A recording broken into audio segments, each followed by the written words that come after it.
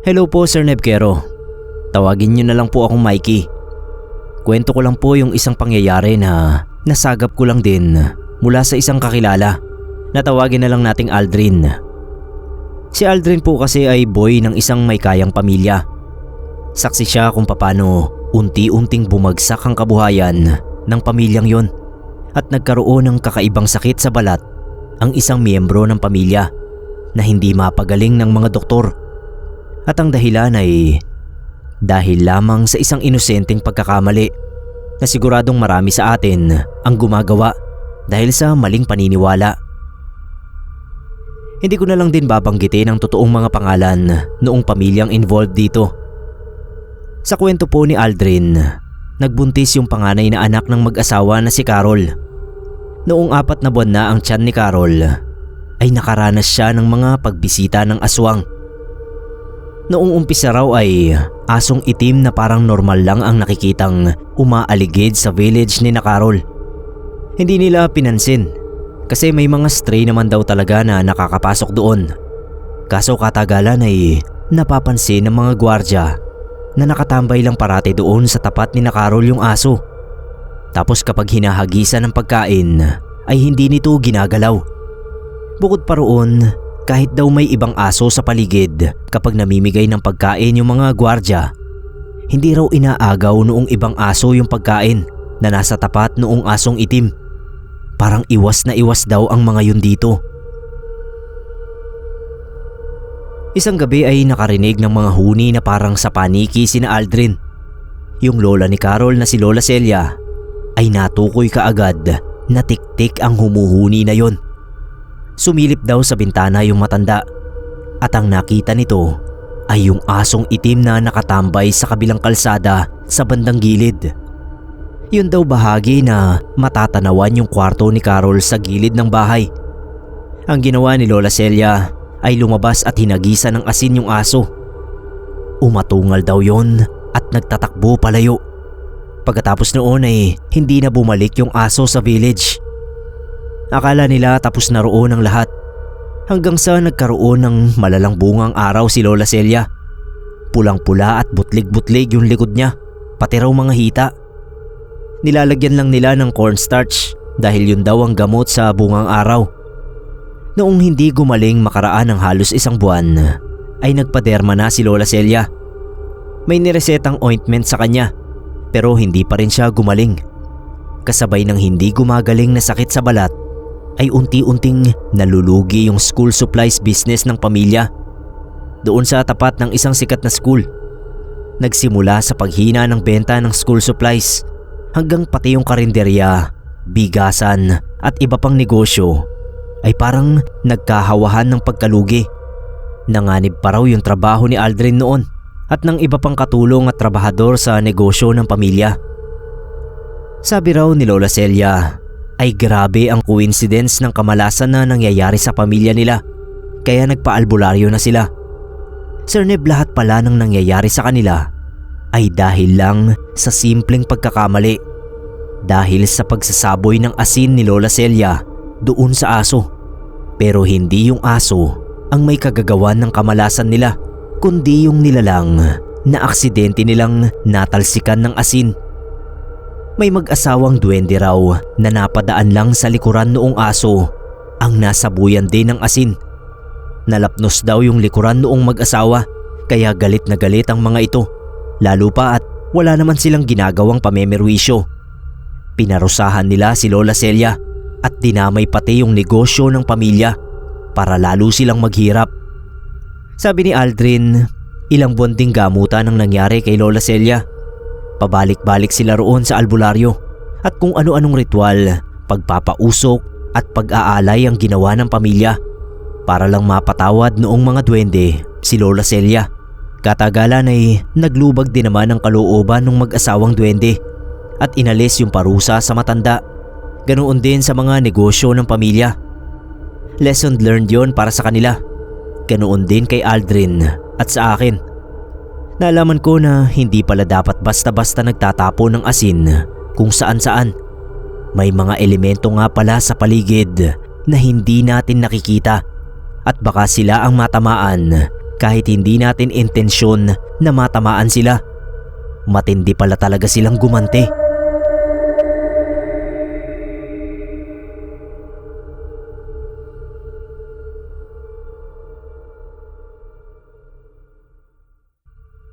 Hello po mga kapasta. Carl po ang pangalan ko. Noong nasa elementarya pa ako, may kakaibang utos lagi sa amin ng mga magulang namin kapag naglalaro kami sa labas. Kahit anong mangyari, wag na wag kaming kakain ng bunga sa malaking mangga sa likod ng chapel. Kahit tumambay doon, magpahangin o kahit tignan man lang yung puno, bawal. Marami na raw kasing namatay dahil sa punong mangga na yon. Sobrang laki ng punong yon, Sir Neb. Halos doble ang taas niya dun sa chapel na nasa harap. Kaya kahit nasa kalsada ka, makikita mo yung makapal na mga dahon at sanga ng mangga. Kami naman syempre takot din kami sa mangga na yon. Alam namin ang nangyari dun sa mga batang kumuha raw ng mga bunga galing dun sa mangga. Mga dayo galing sa ibang barangay yung mga bata na yon. Huli na nung nalaman ng mga tanod sa amin. Nang puntahan ng mga tanod yung bahay ng mga bata, huli na raw ang lahat. Nakain na nila yung mga bunga ng mangga. Kinabukasan nagsuka yung mga bata. Sabay-sabay, nilagnat ng sobrang taas. Siyempre dinala sa manggagamot. Dinasalan, pinainom ng mga herbal na gamot. Pero kalaunan, namatay din daw yung mga bata. May isang beses na may matanda na natulog sa ilalim ng mangga na yon. Nato ang pangalan ng matanda. Ayon sa kwento, galing daw sa palayan yung matanda. Pauwi na sana kaso hindi na kinaya yung init. Kaya sumilong muna siya sa ilalim ng punong mangga. Kaso nakatulog. Hindi na raw nagising yung matandang yon. Halos isang buong araw daw na nakahiga yung katawan ni Nato doon sa ilalim ng mangga bago napansin ng mga tao na hindi na ito kumikilos. Nung lapitan nila, hindi na raw ito humihinga. Isa sa mga weird na bagay sa mangga na yon ay yung mga bunga. Walang nahuhulog na bunga galing doon sa mangga. Basta yung mga bunga niya ay unti-unti lang na nahihinog sa mga sanga niya. Tapos kapag sobrang hinog na, tsaka naman ito magiging itim pagkalipas lang ng ilang araw. Tapos tsaka ito unti-unting liliit hanggang sa mawala na yung bunga. Sa buong buhay ko, Sir Neb, yun lang ang tanging mangga na nakita kong ganoon kung mamunga. Hindi lang tao ang nabibiktima ng mangga. Madalas namin makita sa mga sanga ng puno sa itaas ang mga patay na hayop. Minsan aso, pusa, kahit yung kambing ng tito kong si Raul ay natagpuan namin na nakalambitin doon sa itaas. Sabi ni tito, hindi naman daw nakawala doon sa pagkakatali niya yung kambing. Basta na lang daw itong nawala at sumunod na araw, nandoon na nga sa itaas ng punong mangga. Kaya yung mga alagang hayop dito sa amin, pinapasok lagi sa bahay kasi ayaw nilang mawala ang mga ito, mabiktima ng isinumpang puno. Nung pag-graduate na ako sa elementarya, tsaka lang naisipan ng barangay namin na lagyan ng harang sa paligid ng mangga. Bawal pumasok. Ilang beses nang sinubukan na ipaputol ng mga kapitan sa lugar namin yung punong mangga, pero laging nauuwi sa problema. Nung unang sinubukan na ipa-chainsaw yung katawan ng mangga, nasira yung dalawang chainsaw ng lagger. Nakakapagtaka nga raw kasi bagong-bago yung chainsaw niya. Halos 2 puno pa lang daw yung napuputol nun. Nung ikalawang subok, nagkasakit naman ng malubha yung kinontrata. Sa ikatlo, gumana yung chainsaw, pero bago pa man dumikit yung chainsaw sa puno, biglang nagkalasan yung chainsaw. Nagsiliparan sa iba-ibang direksyon yung mga ngipin ng chainsaw. Yung may hawak na puruhan sa balikat. Muntik pa raw matamaan yung buto niya. Buti at nakaiwas siya agad. 4th year high school ako nang maisipan ng bagong kapitan na imbis na chainsaw, bakit daw hindi na lang asin ang gamitin para patayin yung puno. Bumili siya ng sako-sakong asin at bawat umaga nagtutunaw siya sa 3 baldeng lalagyan ng asin. Tsaka niya ito ibubuhos sa ilalim ng mangga. Ginawa niya yun ng halos 1 buwan. Tsaka namin napansin na nagsisimula ng malagas yung mga dahon ng mangga. Naging yellowish yung kulay ng dahon. Kahit yung katawan ng puno, alam mong unti-unti na rin namamatay. Nung tigilan yon ni Kapitan, tanggal na lahat ng dahon ng puno. Nakalbo na. Nung tamaan kami ng malakas na bagyo, kasamang sinira ng bagyo yung malaking punong mangga na yon. Sa sobrang taas ng mangga, umabot dun sa palayan yung dulo ng mga sanga niya. Nung matumba ito, si Kapitan kalaunan, nagkasakit siya. Kanser daw sa buto. Bigla-bigla lang na dinapuan siya ng kanser. Hula niya, yung puno ang may gawa noon sa kanya. Siya na raw ang huling biktima ng puno. Namatay si Kapitan makalipas ang 3 taon, Sir Neb. Ako naman nalaman ko lang ang dahilan kung bakit isinumpa yung mangga nang minsang magkwento yung kaibigan ni Mama sa amin. Sabi raw ng lolo niya, noong panahon daw, nung hindi pa gaanong kataasan yung mangga na yon, may albularyo raw sa lugar nila ang nagpakamatay sa punong yon. Sinabit niya yung sarili at nagbigti sa isa sa mga sanga ng puno. Hindi na nila malaman kung ano ang dahilan. Bago raw ito mamatay, isinumpa yung puno. Sa ngayon wala na yung puno dun sa lugar na yon. May maliit na umbok na lang ng kahoy na paalala kung saan dati nakalagay yung isinumpang puno. May bakod pa rin na nakapaligid sa lugar na yon. At syempre pa, marami pa rin ang nagsasabi na may mga nakikita raw silang mga kaluluwa na umaaligid sa lugar na yon. Baka kaluluwa ng albularyo o baka naman yung mga kaluluwa ng mga biniktima ng puno.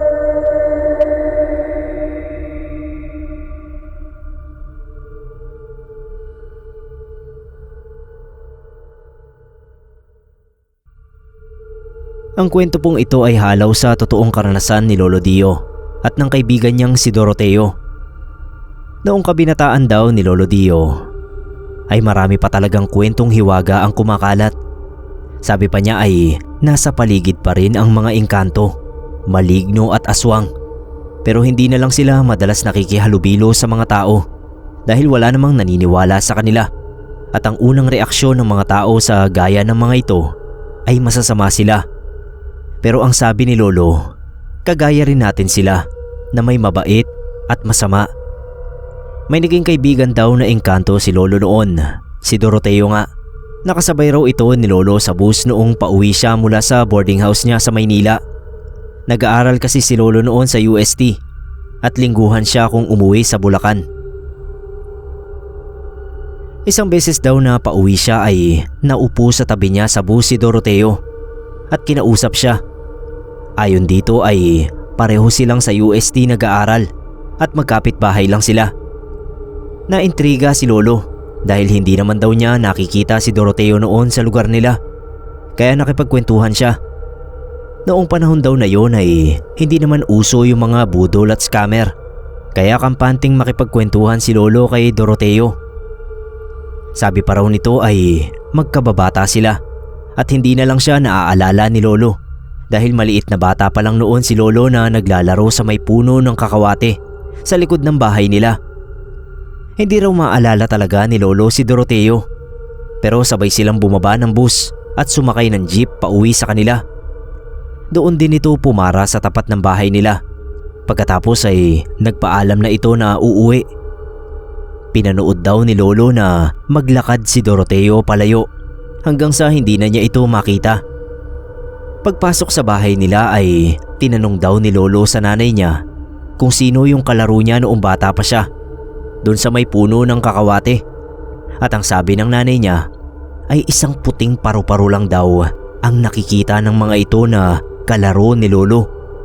Engkanto raw yata yun, pero dahil hindi naman naging masama ang epekto kay Lolo ay hinayaan na lang nila. At doon nalinawan si Lolo kung sino ba talaga si Doroteo. Pinuntahan daw niya yung kakawate sa likod bahay at humingi siya ng pasensya na hindi agad nakilala si Doroteo. Magmula raw noon ay madalas na silang magkita sa eskwela at nagkakasabay pa pauwi sa Bulacan. Hindi raw alam ni Lolo kung uma-attend daw ba talaga sa school si Doroteo o sinusundan lang si Lolo. Naging matalik na magkaibigan silang dalawa. At madalas na nagpapaturo si Doroteo kay Lolo tungkol daw sa pinag-aaralan nila. Hindi nga rin daw alam ni Lolo kung talagang hindi marunong si Doroteo o nagpapanggap lang para kunwari ay may kailangan ito sa kanya. Lagi raw kasing si Lolo ang binibigyan ng pabor ni Doroteo. Isang araw ay napakalaking pabor ang hiningi ni Lolo kay Doroteo. Pinagpanggap niya ito bilang siya para maka-attend siya sa isang klase habang si Lolo naman ay kadate yung nililigawan niya noon. Pumayag naman daw si Doroteo at tuwang-tuwa pa dahil mahilig daw talaga itong magbiro sa mga tao. Nagagawa niya kasing gayahin ang itsura ng kahit na sino. Okay naman daw ang lahat. Nakipag-date si Lolo sa nililigawan niya at umattend ng klase niya si Doroteo. Kaso ay naimbitahan pa raw ng ilang kaklase si Doroteo na kumain sa labas at doon na nagkabistuhan. Aksidenteng natapon kay Doroteo yung asin na nasa shaker na nakapatong sa mesa na kinakainan ng mga ito.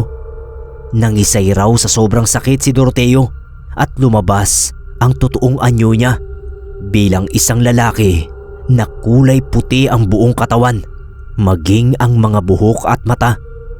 Nagkagulo sa kainan at naglaho naman si Doroteo.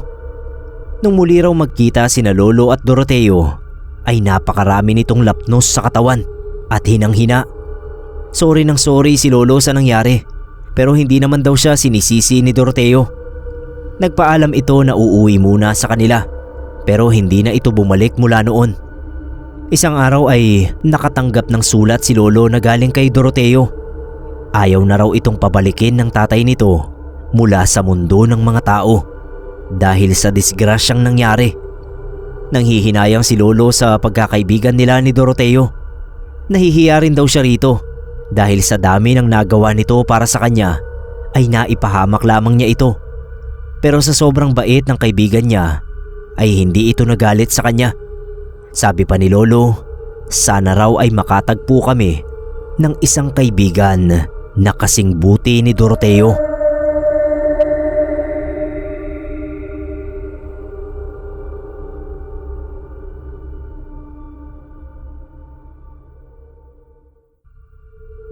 Ang pangalan ko po ay Reman, pero tawag ng mga kapatid ko sa akin ay MM. Noong kabataan namin sobrang hirap ng buhay namin. Natatandaan ko noon, yung bahay namin gawa sa kawayan na malalaki yung pagitan kasi kulang yung materyales. Nilalagyan na lang namin ng mga trapal na napupulot namin sa bayan. Butas lagi yung bubong na nipa, kaya kapag umuulan nagsisiksikan kaming lahat sa kwarto kasi dun lang walang tulo yung bubong. Si tatay tindero sa palengke ng mga isda. Yung mga kapatid niyang mangingisda, sa kanya binabagsak yung mga huli nila. Kaya laging may fresh na paninda si tatay. Si nanay dahil ayaw niya naman na tumunganga lang sa loob ng bahay, nagpaturo siya kay Lola kung paano gumawa ng asin. Simula nung grade 4 ako, halos gabi-gabi kaming gumawa ng asin. Naaalala ko noon kung gaano kadalas kaming magpuyat para maluto lang ng maayos yung asin. Tapos kinabukasan, ibibilad pa namin sa init ng araw para mawala yung tirang tubig doon sa asin. Sa palengke namin tinitinda yung asin, pero minsan may kumakausap kay mama at nagpapadeliver ng sako-sakong asin sa tindahan nila.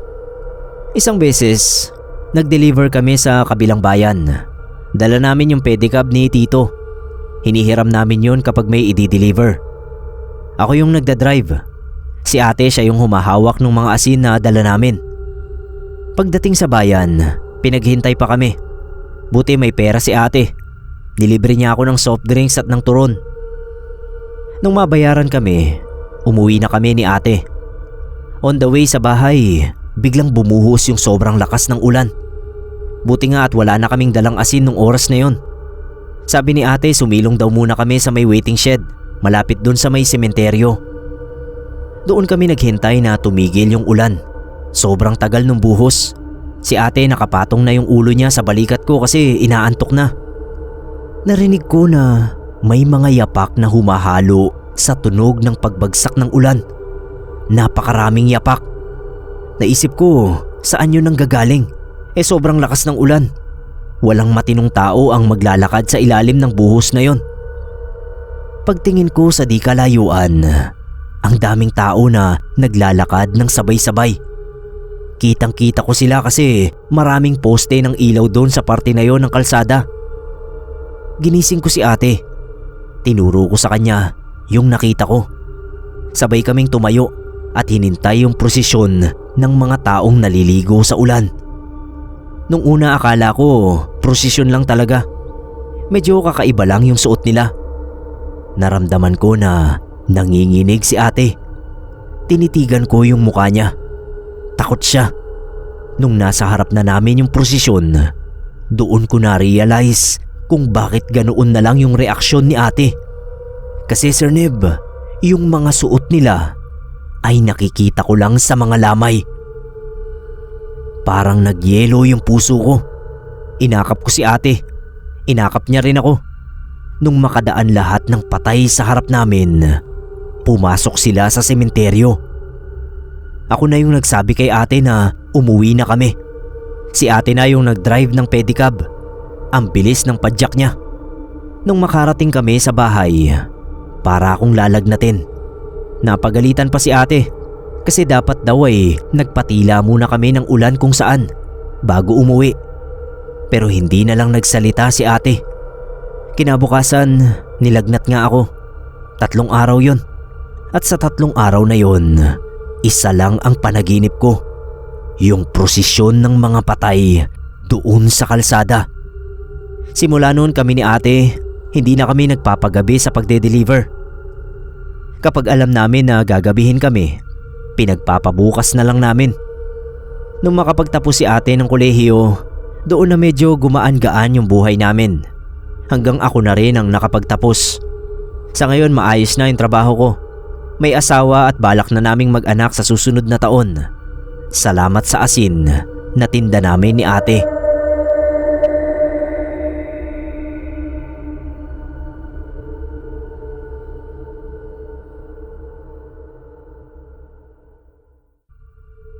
Pwede niyo po akong tawagin sa palayo kong Mac. Noong hindi pa ako nakabukod kila mama, noong doon pa ako sa amin nakatira, may nangyari sa bunso naming kapatid na itago na lang natin sa pangalang Lily. 17 years old pa lang noon si Lily. Menor de edad pa. Naalala ko nga noon na grabe kung magpa-baby itong si Lily sa aming mga kapatid niya. Siya kasi ang only girl sa amin. 3 lalaki tapos yung bunso pa ang babae. Halos walang nakakapanligaw kay Lily sa barangay namin. Kaya laking gulat talaga namin nung biglang umuwi si Lily na may kasamang lalaki. Pagpasok pa lang nung lalaki, kumulo na agad yung dugo ko kasi magka-holding hands sila. Buti sana kung yung lalaki ay kaedaran lang ni Lily. Pero hindi Sir Neb, mas matanda pa yata yun kay Papa. Pinakilala sa amin ni Lily yung lalaki. James daw yung pangalan. Boyfriend niya. Lahat talaga kami doon sa bahay parang binuhusan ng malamig na tubig. Si Kuya Ramil na panganay sa amin, pinipigilan na lang namin kasi gusto nang suntukin yung James. Siyempre nagtanong-tanong din sila mama. Sinabi nung lalaki na 20 years old lang daw siya, pero yung itsura niya parang may 1 dosena ng anak. Sa Maynila raw siya nagtatrabaho. Engineer daw ang loko. Habang kinakausap ng mga magulang namin si James, hindi ko maiwasang pansinin yung mga kakaibang bagay na ginagawa niya. Ni hindi man lang niya ginalaw yung tinapay at soft drinks na hinanda namin. Busog pa raw siya. Nauutal-utal din itong si James. Tapos yung mga mata niya, tinitigan ko talaga. Sir Neb, kulay green yung mata niya. Hindi mo mapapansin sa una, pero kapag tinitigan mo talaga, makikita mo yung kulay. Doon sa t-shirt ni James, napansin ko rin na may gumagalaw-galaw na kung ano. Para bang may mga maliliit na daga sa katawan niya. Ako yung naghatid kay James at kay Bunso sa labas. Nung pauwi na sila, nasa likod ako ni James habang naglalakad kami. Bigla kong naamoy yung sobrang lansang amoy na noon ko palang naamoy sa buong buhay ko. Hindi siya body odor. Hindi ko maipaliwanag pero para siyang nabubulok na amoy. Nung makaalis si James, doon na nagsimula ang sermon nila mama kay Lily. Dati kapag napapagalitan nitong si Lily, tumatahimik lang tapos susunod na. Pero iba siya nung gabing yon. Talagang sinagot niya si mama. Nagmamahalan daw sila ni James. Kahit ako gulat na gulat kasi kilala ko si Lily. Hindi naman siya ganoon kung umasta. Ako na yung sumaway sa kanya at pinapasok siya sa kwarto. Kinaumagahan, nagkausap kami nila papa at yung iba kong kapatid. Biruan lang nung una. Sabi kasi ni Kuya Ramil, baka raw ginayuma si Lily. Una nagtawanan kami. Pero Sir Neb, nung na-realize namin na baka nga totoo yun, nagkatinginan kami. Tapos doon ko na kinuwento yung mga napansin ko. Si Papa sabi niya sa amin, pwede raw na nagayuma nga si Bunso. O kaya naman ay engkanto yung lalaki na yon. At parang nilagay niya sa isang hipnotismo yung kapatid namin. May naisip si Papa. Sabi niya sa susunod daw na dumalaw sa amin yung lalaki, kailangan malagyan namin ng asin ang kahit na anong parte ng katawan niya. Sabi ko ako nang bahala. 2 days ang lumipas. Nalaman namin na dadalaw raw ulit itong si James. Nung malaman ko yon, nagready na agad ako ng gagawin ko. Talagang naghintay ako doon sa pinto namin.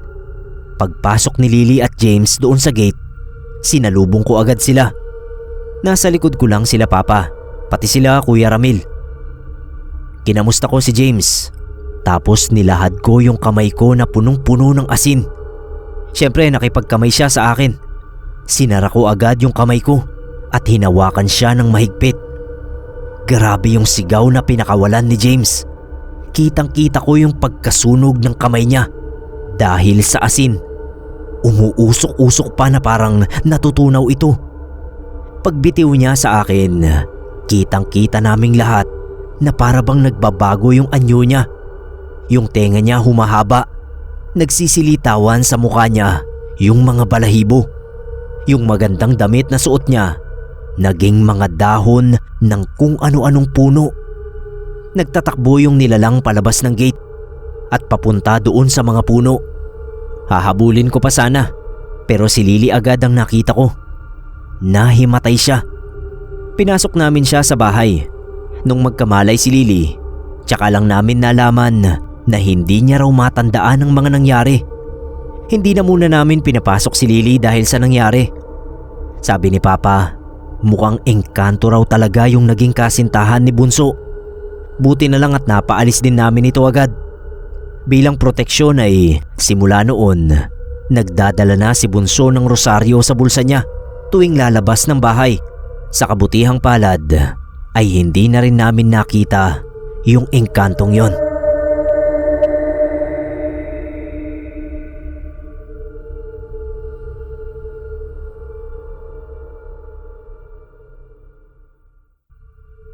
Nangyari ito noong first year high school ako sa amin sa probinsya. Hi Sir Neb, Emil nga po pala. Gusto ko lang sanang ibahagi ang isang parte ng makulay kong kabataan na nahaluan ng hiwaga dahil sa kalikutan. Isang weekend na naglalaba si Mama ay nakita kong nagsisipaglabasan yung mga bulate nung itapon niya yung sabon na laman ng washing machine.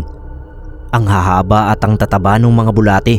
At talagang nagpipilantikan sila habang lumalangoy palayo sa tubig na may sabon.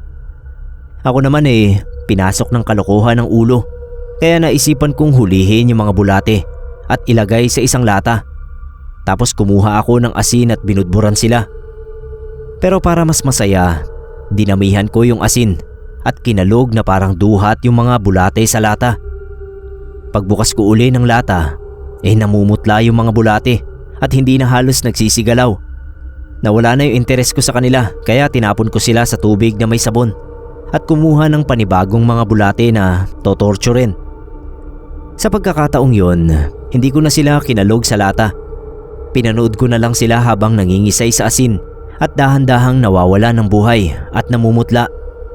Nung mamatay ang mga yon, ay tinapon ko na uli at kinalimutan ang nangyari. Kinagabihan ay nakaramdam ako ng panunuyo ng lalamunan na hindi mapatid-patid kahit anong dami ng tubig ang inumin ko. Hindi ako makatulog dahil kapag nasasayaran ng tubig yung lalamunan ko ay para akong kakapusin ng hangin. Natakot nga sina mama dahil baka raw nakagat ako ng aso o pusa at isang indikasyon ng rabies yung sobra kong uhaw. Dinala kaagad ako sa ospital pero nagnegatibo ako sa rabies. Yun nga lang ay uhaw na uhaw pa rin ako. Nilagyan na nga ako ng oxygen dahil nahihirapan nga akong huminga. Kinaumagahan ay na-discharge ako at nagpahinga sa bahay. Sa sobrang puyat ko ay nakatulog naman ako kahit nauuhaw at nahihirapang huminga. Pagkagising ko ay tad-tad ako ng sugat sa buong katawan. Parang mga bungang araw na sobrang hapdi. Kung ano-ano na yung nilagay nila mama para lang maalis yung hapdi noon. Pero ang tanging nakapagpaalis ng sakit ay yung magbabad ako sa isang palangganang tubig. Doon din guminhawa yung paghinga ko at nakatulog akong muli. Dahil sa kakaiba kong kondisyon ay pumunta na sa bahay ang tiyahin ni mama na si Lola Tinay. Albularyo siya at pagkakita pa lang daw niya sa akin na natutulog sa palangganang may tubig ay alam na niya na may nagambala ako. Tinawas ako ni Lola Tinay at doon nga niya nalaman na nagalit sa akin ng mga nuno ng paglaruan at lagyan ko ng asin yung mga bulate sa labahan. Galit na galit daw yung mga nuno dahil naririnig ng mga ito na sumisigaw at nagmamakaawa yung mga bulate samantalang wala man lang daw kababakasang awa sa mukha ko. Bagkus ay parang wala lang sa akin ang nangyayari. Naglilibang daw ako sa paghihirap ng mga bulate kaya ginantihan ako ng mga nuno. Pinaranas nila sa akin yung hirap ng mga bulate. Nahihirapan daw kasing huminga yung mga bulate kapag nabudburan ng asin. Yun na yun ang pakiramdam ko. Matagal na palang nakikita ng mga nuno yung mga bulate sa labahan at sila mismo ang nagpapaalis sa mga ito dahil natatapunan ng tubig na may sabon. Kapag naglalaba si mama, hindi nagagalit yung mga nuno kay mama dahil hindi naman daw nito intensyon na saktan yung mga bulate. Ako lang daw yung sadyang nagpahirap doon sa mga hayop kaya galit na galit sila. Pinagbabatukan ako ni Lola Tinay kaya ako nagising. Wala namang hininging alay yung mga nuno. Basta humingi lang daw ako ng tawad at mangako na hindi na paglalaruan yung mga bulate. Sa sobrang hirap at sakit na dinanas ko noon ay talagang buong puso akong humingi ng awa sa mga nuno at pati na rin dun sa mga bulate with matching iyak pa. Sir Neb, may pinainom na tubig na may bulong si Lola Tinay sa akin. Tapos ay isang bote pa ng Coke litro ang pinuno ng tubig at binulungan niya. Yun daw ang iinumin ko parate at maglalagay daw ako ng konti noon sa face towel na siya kong ipupunas sa buong katawan ko. Siguro mga 2 weeks din bago naalis lahat ng bungang araw ko. Pero yung hirap ko sa paghinga at sobrang uhaw ay instant na nawala pagkainom ko ng tubig na binulungan ni Lola Tinay. Talagang hindi na ako ng trip ng mga bulate o anumang hayop magmula noon. Baka mamaya ay alaga sila ng nuno. Tapos ay gawin din sa akin ang ginawa ko sa kanila.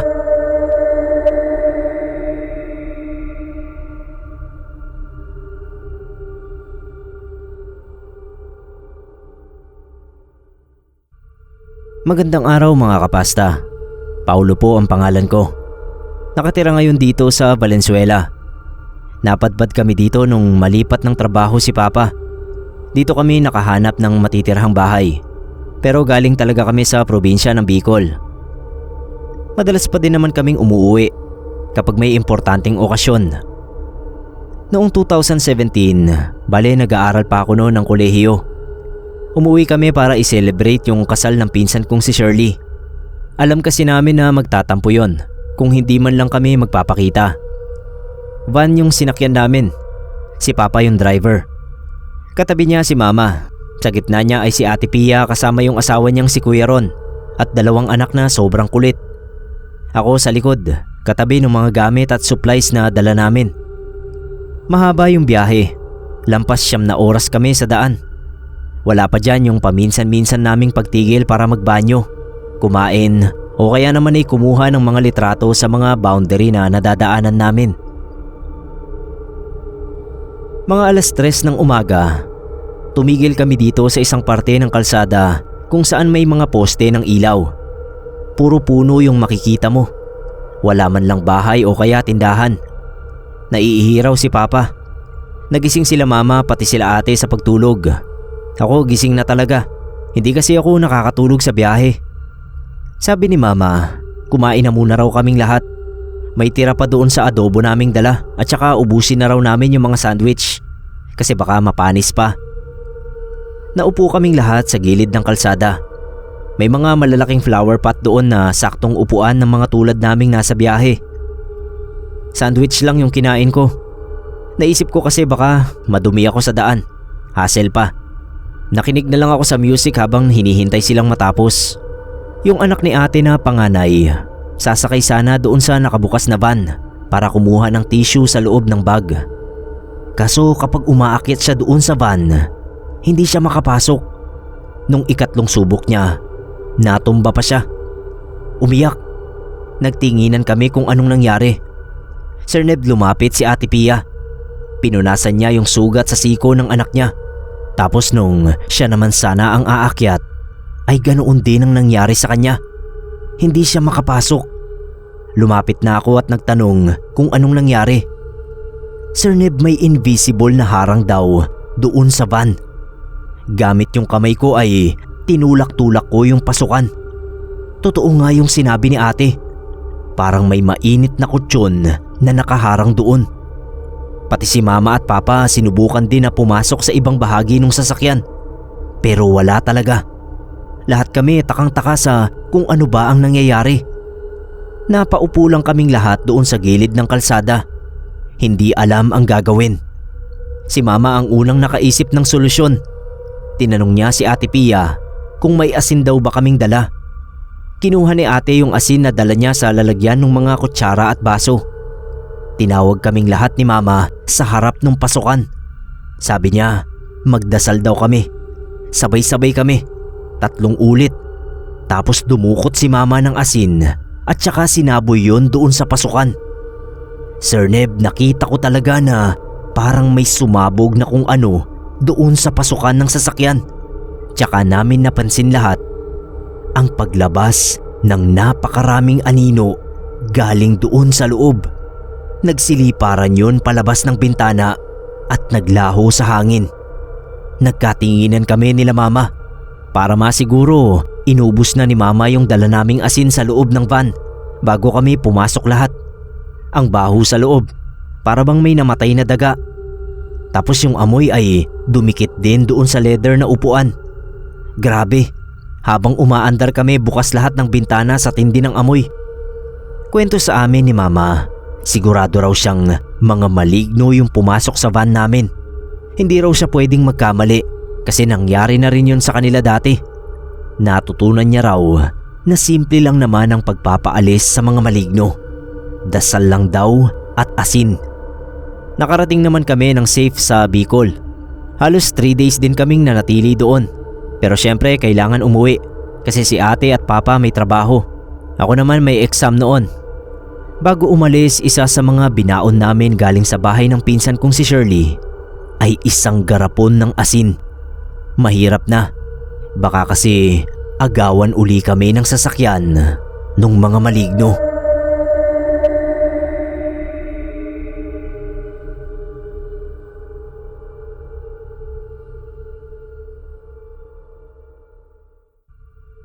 Naalala ko pa noong bata ako na may isang tindero ng puto na kahit anong iyak ko noon kina Lola ay hindi sila pumapayag na bumili kami roon. Paborito ko pa naman yung puto. Yun bang may bakat pa ng mga linya ng dahon ng saging. Ayoko yung puto na maliliit na bilog na may keso sa ibabaw at iba't iba ang kulay. Ang gusto ko talaga ay yung malalaking slab na nabanggit ko. Yung tindero nga lang ang may tindang ganoon sa lugar namin. Pero namaos na ako sa kakaiyak ay talagang hindi ako binibilhan ni na Lola. Mas gusto pa niya na pumunta sa bayan para doon bumili ng gusto kong puto.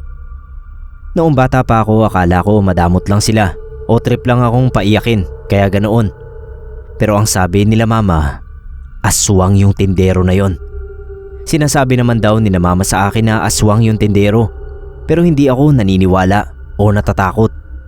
Parang lalo pa raw akong nagwawala na lumapit dito, bumili at kumain ng tinitinda niya.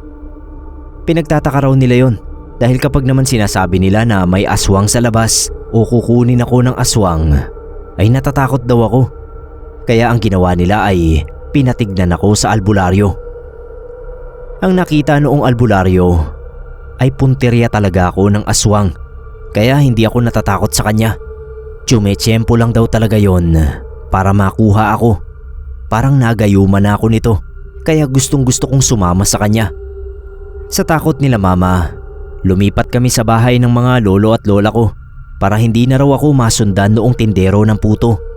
Pero gustong gusto daw pala talaga ako noon dahil hanggang kina Lola Mita ay nakakaabot siya sa paglalako ng puto kahit ilang bayan na ang layo noon sa dati naming tirahan. Nung malaman ni Lola Mita na yung bagong tindero ng puto na naglalako sa kanila ang aswang na nangungursunada sa akin, ay matapang niya itong hinarap. Isang beses na papadaan yung tindero ay hinarang ito ni Lola at inambaan ng itak.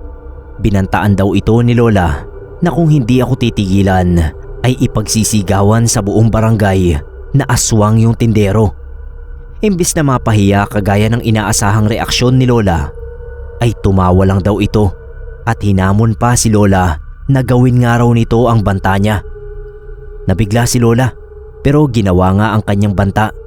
Pagkatapos ay kinaskas yung itak sa timba ng puto na gawa sa aluminum. Nabitawan daw noong tindero yung balagwit kaya nagsipaglaglagan yung mga puto. Nagtakip ito agad ng tenga dahil sa tunog ng kinakaskas na itak bago tumakbo palayo. Naiwan daw yung paninda nito pero hindi na binalikan. Yun daw mga natapon na puto at kutsinta ay inamoy-amoy lang ng mga aso at pusa pero hindi kinain. Natakot yung mga kapitbahay nila Lola kasi parang kumpirmasyon nga yun na aswang yung lalaki at maaaring may hinalo ito sa mga kakanin. Nilibing na lang yun nila Lolo. Kinagabihan ay hindi natulog sina Lolo at Lola dahil may hinala sila na babalikan ako noong aswang. At nangyari nga yun. Hindi tumigil sa pagkahol yung mga aso mula gabi hanggang mag-umaga. Si Lolo lumabas lang daw noong gabi at nagmasid sa paligid. Pagkatapos ay pumasok na rin sa bahay. Pagsapit ng umaga ay nakita ko pang nakatambay sa may gate yung tindero ng puto. Pero wala siyang paninda. Sa halip ay nakapantalon lang siya at walang pang itaas o tsinelas. Nginitian pa niya ako at pinalalapit sa kanya. Pero napigilan agad ako ni Mama. Pagkatapos ay tinawag niya sina Lolo at Lola. Pumasok na kami sa bahay. Pero naririnig ko yung galit na boses nila Lolo, pati yung mga tsuhin ko. Parang minumura nila yung lalaki. Tinakpan ni Mama yung mga tenga ko dahil masama raw makarinig ng pagmumura. Pero kahit may takip ang mga tenga ko, ay dinig na dinig ko yung putok ng baril. Ang nangyari pala ay binalikan nga ako nung tinderong aswang noong gabi. Nakita siya ni Lolo pero imbis na sawatahin ay naglagay lang siya ng santambak na asin sa palibot ng bakuran para matrap yung tindero. Kaya noong umaga ay naroon siya sa may gate. Hanggang doon lang siya at hindi makalabas. Nakikiusap daw ito kina Lolo na aalis na siya at hindi na kami guguluhin. Pero syempre hindi sila naniwala. Yung tito ko na may baril ang pumatay doon sa tindero. Noong ilibing nila yung bangkay nito ay tinambakan pa rin ng asin. Hindi naman daw umusok yung bangkay pero tumanda ito at natuyot. Hanggang ngayon hinahanap-hanap ko pa rin yung paborito kong puto at sa tuwing nagkikrave ako roon ay naaalala ko yung tinderong aswang.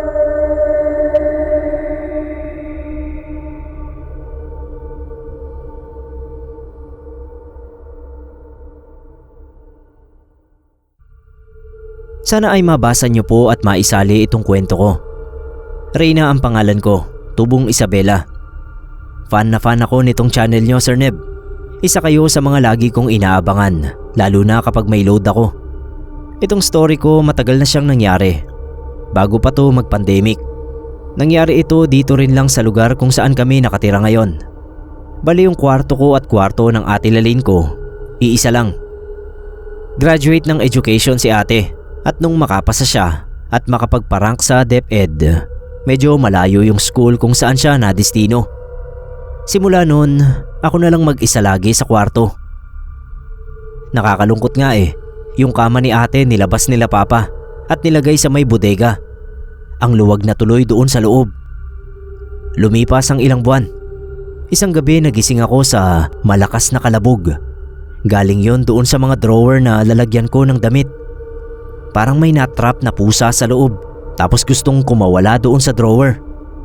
Binuksan ko yung ilaw tapos binuksan ko rin yung drawer. Ready na nga akong paluin ng stick yung nasa loob na pusa o daga. Pero wala. Mga medyas lang at panty yung nasa loob. Sumunod na gabi, walang palya yung paggising sa akin nung mga kalabog. Habang tumatagal, palala siya ng palala. Una isa lang na drawer, tapos dalawa, tapos tatlo. Kapag binubuksan ko wala naman. Isang gabi pa, alas 11 na yon ng gabi. Busy ako sa pagsusulat ng reaction paper namin sa English. Nung marinig ko ang maliliit na boses galing doon sa drawer. Grabe yung kilabot na naramdaman ko. Ang tinis ng boses. Lumabas ako. Tinawag ko sila mama at sinabi ko yung mga naririnig ko. Alam nila yung tungkol sa paggalaw ng mga drawer. Sabi ni mama baka raw may kung anong klaseng nilalang na pinaglalaruan ako. Kasi mag-isa lang ako sa kwarto. Walang kasama. 3 araw akong nakitulog doon sa kwarto nila mama. Takot na takot kasi ako. Pakiramdam ko, hindi talaga ako makakatulog doon sa sarili kong kwarto.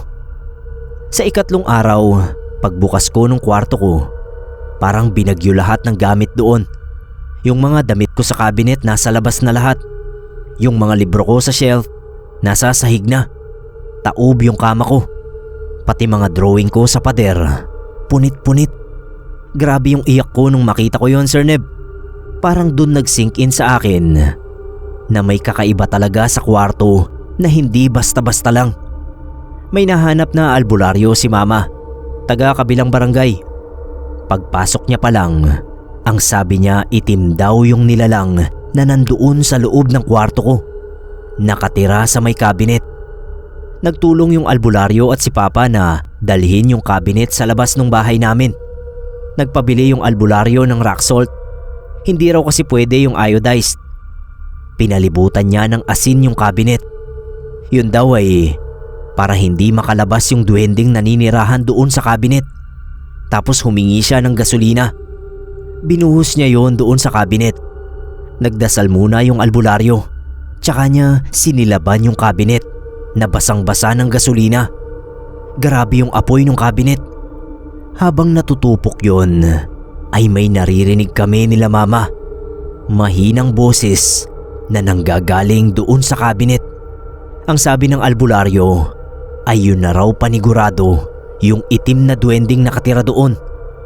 Nang halos abo na ang lahat, binuhusan niya ito ng tubig. Sabi ng albularyo sa amin, malamang ay naligaw lang yung duwende habang bukas yung bintana namin. Nakita niya siguro na mag-isa lang ako sa kwarto, kaya hindi siya natakot na pumasok. Siyempre habang tumatagal, may tendency raw talaga ang mga ganoong duwende na paglaruan ang mga taong nasa paligid niya.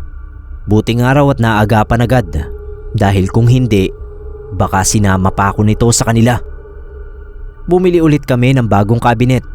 Siyempre para makasiguradong wala nang kahit anong nilalang na titira doon, nagpabindisyon kami. Ito pa rin yung kabinet na gamit ko magpasa hanggang ngayon.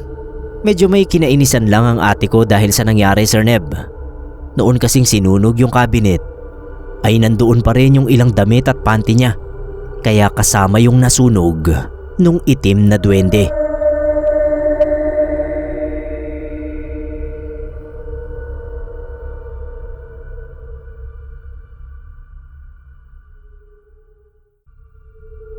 Magandang araw po sa ating lahat. Sir Nebkero, ako nga pala si Nelbert. Minsan kaming dumayo sa bayan ng kaibigan ko sa Batangas. Nag-ride lang kami mula Cavite at dumaan kami sa Kaibiyang Tunnel para makarating sa Nasugbu. Hapon na noong makarating kami at pinasyal pa kami ng tropa naming taga roon na si RD. Okay naman yung lugar. Ang lapit lang ng beach doon sa pinakabayan at marami na ring tambayan at kainan. Pero ang pinaka-highlight ng pagpunta namin sa Nasugbu ay yung narating namin ang isang pagawaan ng asin. Nakabili pa kami ng pagkarami-raming asin kasi nasa 300 lang yung isang sako.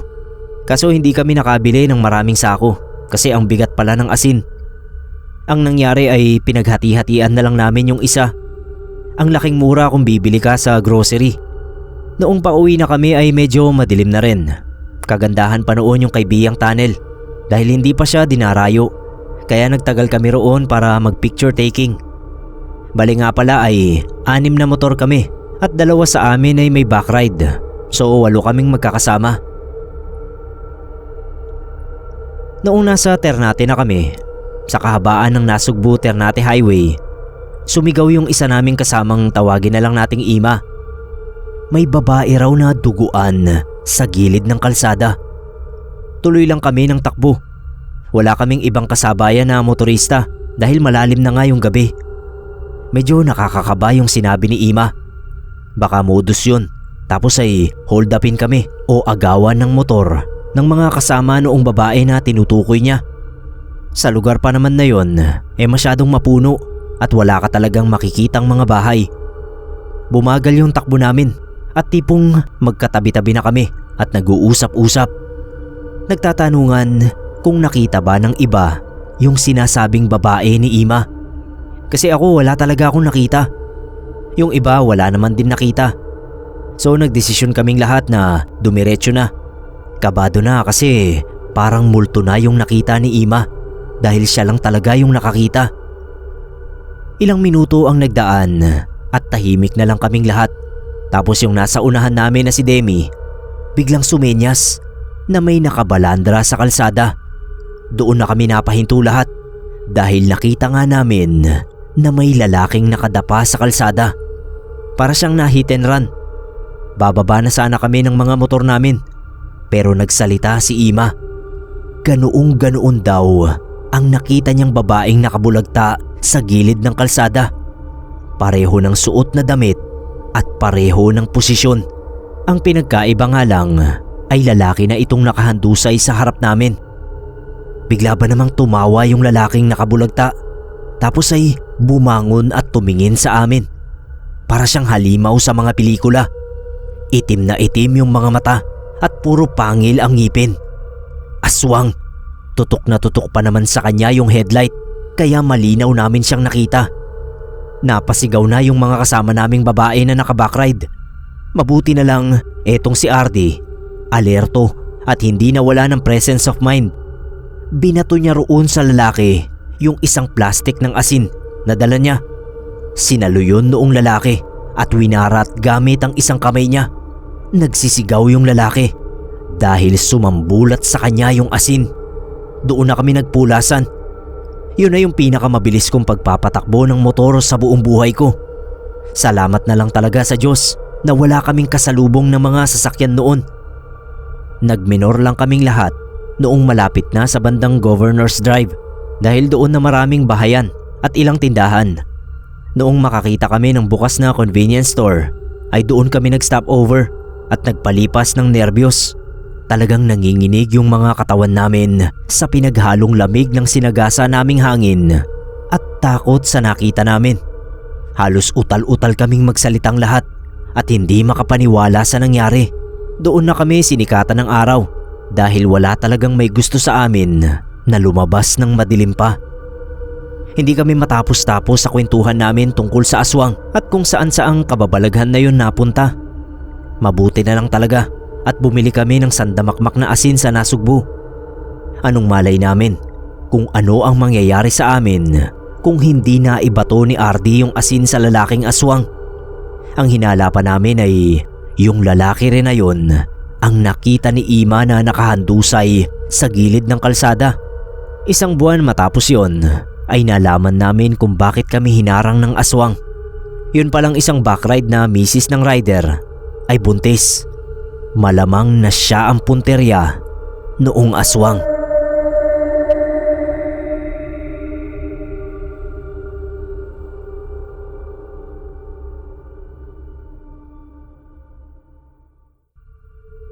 Matagal na akong taga-subaybay ng channel. Nanonood ako lagi kasama yung dalawa kong anak na mahilig din sa horror. Itong kwentong maririnig nyo ngayon ay kwento ng lolo ko noong bagong kasal pa lang sila ni Lola. Samuel ang tunay na pangalan ni Lolo, pero ang tawag sa kanya ng mga taga doon sa amin ay Awel. Namatay si Lolo noong 2012 at yung palayan niya hinati-hati ng magkakapatid. Nung malakas pa si Lolo, paborito niyang gawain ang pag-upo doon sa tabi ng bintana para makita niya yung malawak na palayan sa likod ng bahay nila. Tapos kapag present kaming mga apo niya, lagi siyang nagkukwento. Isa sa mga kwento niya ay yung unang beses na nakakita siya ng manananggal sa sagingan.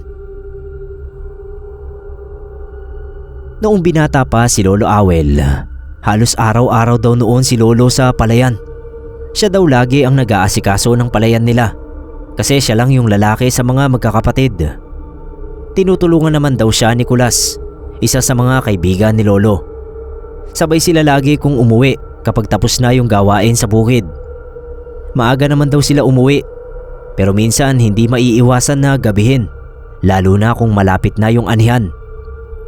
Isang Sabado raw, halos 8:00 na ng gabi pero pauwi pa lang sila.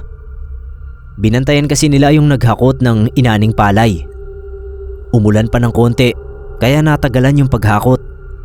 Nag-usap daw itong si Lolo at Kulas kung kailan sila magiinuman. Nang makita nila sa gilid ng daan ang kung ano. Sa gilid ng sagingan, nakita ni Lolo ang maputing palda ng babae. Siyempre nag-alala sila. Mataas kasi yung mga damo sa parting yon at maraming umaaligid na ahas. Halos 3 na araw yung namatay ng makagat ng ahas doon. Nung paglapit nila, si Kulas ang nakapansin na may hindi tama. Tumigil siya at hinayaan si Lolo Awel na makalapit. Madilim daw yun, kaya hindi makita ni Lolo yung tunay na anyo ng babae. Pero nung halos 1 metro na lang ang layo niya, tsaka niya lang nakita yung mga bituka na gumagalaw-galaw pa raw na parang mga bulate sa kalahating katawan nung babae. Sumigaw daw si Lolo ng malakas. Si Kulas tumakbo na agad. Sabay silang kumaripas pa uwi. Sumunod na araw, ginabi raw uli sila. Nagkausap si Lolo Awel at Kulas na malaki raw ang tsansa na nandoon na naman ulit yung katawan ng manananggal. Imbis na matakot, dumiretso raw sila sa tindahan at bumili ng tig-1 balot ng asin. Habang naglalakad pa uwi, grabe raw yung kaba nila pareho. Nasa bulsa lang yung mga asin na binili nila. May dala rin silang flashlight nung gabi na yon. Nung silipin nila yung gitna ng sagingan, akala nila wala na yung kalahating katawan. Pero tinago lang daw ito sa mas malayong parte ng sagingan. Lumapit sila. Maputik daw sa parting yon. Kinuha nila yung asin na dala nila. Nagbilang ng 3 at saka sabay na binuhos yung 2 balot ng asin. Kitang-kita raw nila kung paano umusok yung katawan. Nanginig daw ito at yung mga bituka ay natunaw. Hindi na mapakali yung kalahating katawan. Tumakbo raw ito sa kung saan-saang direksyon. Pero tumatama sa katawan ng saging at tumitigil. Doon na raw natakot sina Lolo Awel. Tumakbo ulit sila pa uwi. Kinabukasan, bali-balita sa buong bayan na may natagpuan daw na babaeng walang katawan sa ibaba na nahulog at bumagsak sa maisan. Baka raw manananggal ito at yung kalahating katawan nito ay napatay ng kung sino. Nung magkita si Lolo Awel at Kulas nung umagang yon, pinuntahan nila yung sagingan.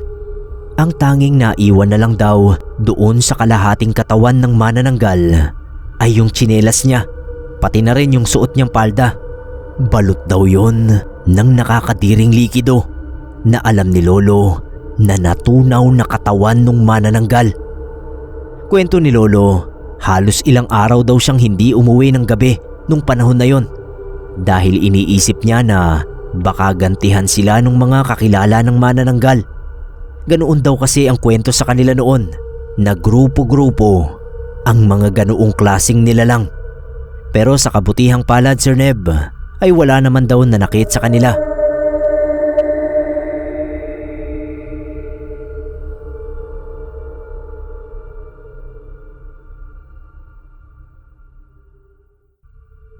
Sabi ng tita ko na pulis, may isang kaso raw sila na nahawakan noon na may pagka-horror story. Well, lahat naman ng kaso na may kinalaman sa paglabag sa karapatang pantao ay horror, lalo na sa nakaranas noon. Pero itong kwento ni Tita Roma ay may kahalo ng multuhan. Late 90s ito nangyari, noong baguhang pulis pa lang si tita. Doon sa bayan nila kung saan na-assign si tita ay pangkaraniwang reklamo na raw yung mga lalaking nanggugulpe ng asawa. Nakakaawa raw yung mga babae, pero ang mga ito mismo ay hinahayaan na magpaulit-ulit lang ang pang-aabuso. Kapag daw kasi napagbuhatan ng kamay ng mister, ay magpapabarangay o kaya ay magpapapulis ang mga yon. Tapos kinabukasan ay babawiin ang reklamo at palalayain yung asawa dahil nakakaawa raw ang kanilang mga anak kapag nakulong ang mga tatay. Yung pinaka hindi malilimutang kaso ni tita ay yung kina Marshall at Isang. Mag-asawang lagi ring nag-aaway at naghaharap sa barangay. Ang kaibahan lang ay ibang kaso ng pang-aabuso. Palaban si Isang at talagang nakikipagbuntalan kay Marshall. Madalas nga raw ay si Marshall pa ang bangas-bangas ang muka dahil sa mga kalmot ni Isang. Hanggang sa isang araw ay dumulog sa pulisya si Marshall para i-report na nilayasan ito ni Isang at dinala pa raw yung ipon nilang pera. Di umano ay may hinala si Marshall na sumama si Isang sa kabit nito na kapitbahay lang din nila na si Johnny. Nawawala rin kasi si Johnny, ayon naman sa asawa nito. Sa sumbong daw nitong si Marshall ay nag-away sila ni Isang noong gabi bago ito nawala. Dahil sa regular na ngang suki ng barangay o police station yung mag-asawa, ay naniwala ang mga pulis na maaari ngang nilayasan ni Isang si Marshall. Kaya lang ay may ilang pagbabago at kakaibang kilos daw ito na hindi na lang pinansin ng mga kasamahan ni tita. Pero lihim na palang pinaghihinalaan ng hindi maganda ng mga pulis. Ilang araw pagkatapos ng report ni Marshall, ay nakikita raw ito ng mga kapitbahay na nagpapausok ng bahay. Nag-iinsenso at kamangyan na sinasabuyan pa ng asin, kaya naglalagitikan ng baga. Tinanong daw ng ilang kapitbahay si Marshall kung para saan yung pagpapausok nito. Ang sabi raw nito ay payo yon ng manggagamot para bumalik si Isang. Maraming nagtaka dahil ang alam ng mga tao ay pagtataboy ng mga espiritu ang purpose ng pagpapausok ng insenso at kamangyan. Hanggang isang araw ay nakarinig ng mga iyak ang mga kapitbahay ni Marshall. Parang boses daw ni Isang na humihingi ng tulong, kaya naalarma yung ilang kalapit nilang bahay at kinatok ang bahay nila Marshall. Sumagot daw si Marshall at lalo namang lumakas yung pag-iyak ni Isang. Doon na nagkagulo dahil humihingi talaga ng saklolo si Isang. Si Marshall naman ay maririnig na parang may kung anong inuusog o binubuhat na gamit sa loob ng bahay. Pagbukas ng pinto ay nawala yung mga iyak ni Isang. Pawis naman si Marshall at sa sahig ay may mga natapon na asin. Hinanap ng mga kapitbahay si Isang dahil narinig nga ng mga ito ang iyak ng babae. Pero nahalughog na yung buong bahay ay hindi nila ito mahanap. Kaya tumawag na ng pulis ang mga ito. Isa nga si Tita Roma sa rumisponde at nakarinig ng iyak ni Isang. Kaya inakala niya na kinulong nga ito ni Marshall gaya ng akala ng mga kapitbahay. Sabi ni Tita ay yung asin sa sahig ang unang napansin ng mga kasamahan niya pagdating pa lang sa bahay. Kinutuban ng araw ng masama yung mga ito kaya tinapak-tapakan yung sahig na natatakpan ng linoleum. Doon nila nalaman na sa bandang gilid ng pader ay kahoy ang sahig. Nagtangka raw tumakbo si Marshall pero na-corner ito agad. Pagbuklat sa linoleum ay umalingasaw ang amoy ng nabubulok mula sa ilalim ng plywood. Doon na kinilabutan si tita. Pagbuklat doon ay tumambad sa kanila ang maliit na hukay na naglalaman ng bangkay ni Isang at Johnny na natatabunan ng napakaraming asin. Ginawang preservatives ni Marshall ang asin para hindi gaano mangamoy ang mga bangkay. Ayon mismo kay Marshall, nang umamin na ito ay pinatay nito sa sakal si Johnny nang matagpuan sa kwarto nila ni Isang na natutulog ng hubot-hubad. Samantalang yung katabi nitong si Isang ay binalian ni Marshall ng leeg. Gulat na gulat yung mga kapitbahay dahil naririnig daw talaga ng mga ito ang mga iyak ni Isang. Doon na rin nga umamin si Marshall na kaya siya nagpapauso kay dahil nagpaparamdam nga ang kaluluwa ni Isang. Ang galing nga raw dahil halos 2 linggo nang patay sina Isang at Johnny, pero dahil sa santambak na asin sa katawan ng mga ito ay hindi agad-agad nangamoy. Pero dahil din sa asin ay nahuli si Marshall sa krimen nito. Kinikilabutan pa rin si Tita Roma kapag kinukwento ang pangyayaring yun ngayon. Palibhasa nga ay isa rin siya sa nakarinig sa mga iyak ni Isang.